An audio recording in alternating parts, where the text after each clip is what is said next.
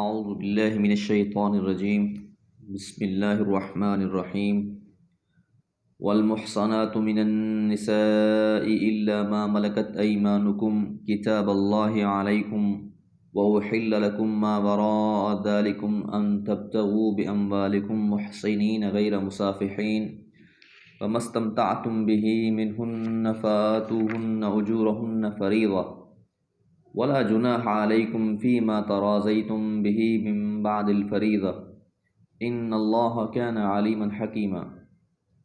سورۃ النساء آیت نمبر 24۔ آیت نمبر 22 اور 23 میں ان رشتوں کا تذکرہ چل رہا تھا کہ جو حرمت والے ہیں۔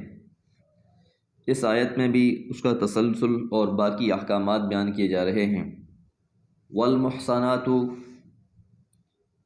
اور خاوند والی عورتیں، شادی شدہ ایسی عورتیں جن کے شوہر زندہ ہیں، من النساء عورتوں میں سے، ایسی عورت کے ساتھ بھی نکاح نہیں۔ مطلب یہ ہے کہ نکاح پر نکاح کرنا جائز نہیں ہے، الا سوائے ما ملکت ایمانکم، کہ جو ہو جائے تمہاری ملکیت میں، یعنی لونڈیاں بن جائیں۔ اب یہاں فرمایا کہ جن عورتوں کے شوہر موجود ہیں ان سے نکاح بھی حرام ہے۔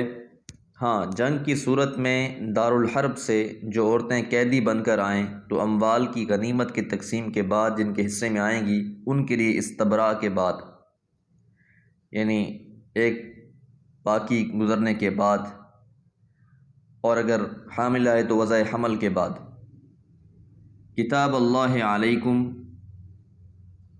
لکھا ہوا ہے اللہ کی طرف سے، علیکم تم پر، وَأُحِلَّ لَكُمْ اور حلال کر دی گئی ہیں تمہارے لیے، ما وراء ذالکم اس کے علاوہ، یعنی یہ جو حرمت والے رشتے بیان کر دیے گئے ہیں اس کے علاوہ جتنی بھی خواتین ہیں ان کے ساتھ نکاح کرنا جائز ہے۔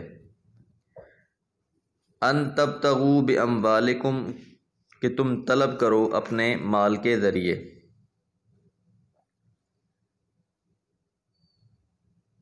یعنی ان مذکورہ محارم کے سوا سب حلال ہیں مگر 4 شرطوں کے ساتھ۔ اول یہ کہ طلب کرو، یعنی دونوں طرف سے زبانی ایجاب اور قبول ہونا چاہیے۔ دوسری شرط یہ ہے کہ حق مہر ادا کرنا ہوگا، اور تیسری شرط یہ ہے کہ دائمی قبضے میں لینا مراد ہو، یعنی اس کو اپنے گھر بسانے کی نیت سے نکاح کیا جائے، وقتی طور پر نہیں۔ اور چوتھی کہ ڈھکے چھپے یہ کام نہیں ہونا چاہیے بلکہ اس پر گواہ موجود ہونے چاہیے۔ ایسا نہیں ہے کہ بس 2 شخصوں نے صرف آپس میں یہ معاملہ کر لیا، ایسی بات نہیں ہے۔ تو کم از کم 2 مرد یا 1 مرد اور 2 عورتیں اس پر گواہ ہونے چاہیے۔ یہ نکاح کی شرائط ہیں، ان کو پورا کرنا لازم ہے، اس لیے فرمایا ان تبتغوا باموالکم محسنین، نیکی کی نیت سے، نکاح میں لانے کی نیت سے، غیر مسافحین، بدکاری کی نیت سے نہیں، کہ عارضی طور پر جو لوگ نکاح کر لیتے ہیں وقتی طور پر، تو یہ نہیں۔ فما استمتعتم به منہن، پس جن سے تم نے فائدہ لیا ان خواتین میں سے، فآتوہن اجورہن، پس تم دو انہیں ان کا اجور۔ اجور سے مراد یہاں پر حق مہر ہے، کہ جو بھی حق مہر ہے فریضتاً مقرر کردہ وہ ان کو لازماً دینا ہے۔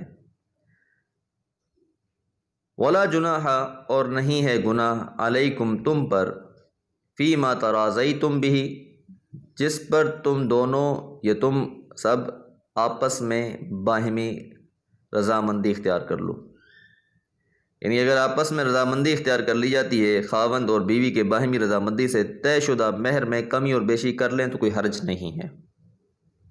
من بعد الفریضتی، اگرچہ وہ پہلے مقرر کر لی گئی ہے، یعنی ایک بار مقرر کر دی گئی، بعد میں ان کی کسی بات پر آپس میں دوبارہ رضامندی ہو جاتی ہے، چاہے وہ خاتون لینے سے دستبردار ہو جاتی ہے یا مرد اس میں مزید اضافہ کر دیتا ہے، تو یہ ان کی اپنے باہمی رضامندی پر منحصر ہے۔ ان اللہ، یقیناً اللہ تعالیٰ، کان علیما حکیما، ہمیشہ سے ہیں علم رکھنے والے اور حکمتوں والے۔